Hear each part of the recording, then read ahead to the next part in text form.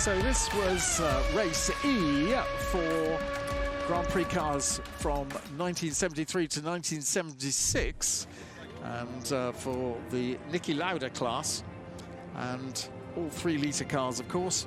And on pole position was Stuart Hall in a McLaren M23, and it was he who immediately got straight into the lead.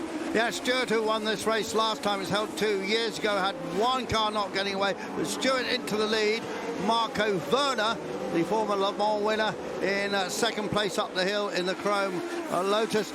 The shadow there was stranded, and then it was Nick Padmore, and then behind him Michael Lyons, after the disappointment of the previous race in which he retired.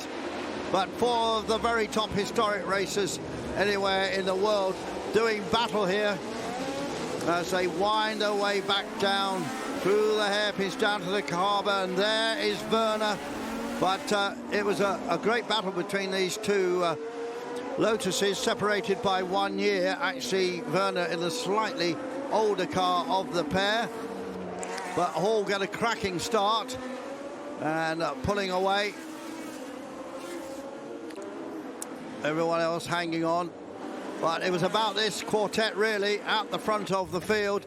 We had quite a lot of spinners, didn't we, particularly down at the hairpin before the pits, the regular space. There's another one going round. That's the number 34 Penske of Douglas Moffat.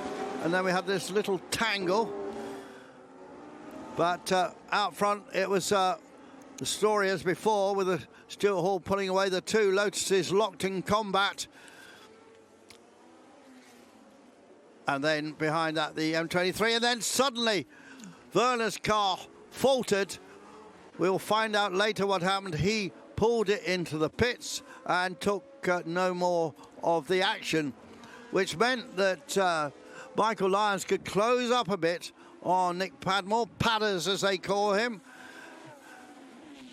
And then as the race wore on, there is Stuart Hall, but he was fighting some battle in the cockpit, which he alluded to at the end of the race. It might have been a gearbox issue, we will discover later, but absolutely able to still put in the lap times despite whatever the mechanical issue was. And there he is in the Yardley liveried car, being raced in period by Peter Revson and others. Quite a lot of cars to be lapped, and he's going past that Surtees. And at this stage, Michael Lyons was also closing up, but the Hall car, prepared by the Rofco organisation, still able to stay out front and take the checkered flag.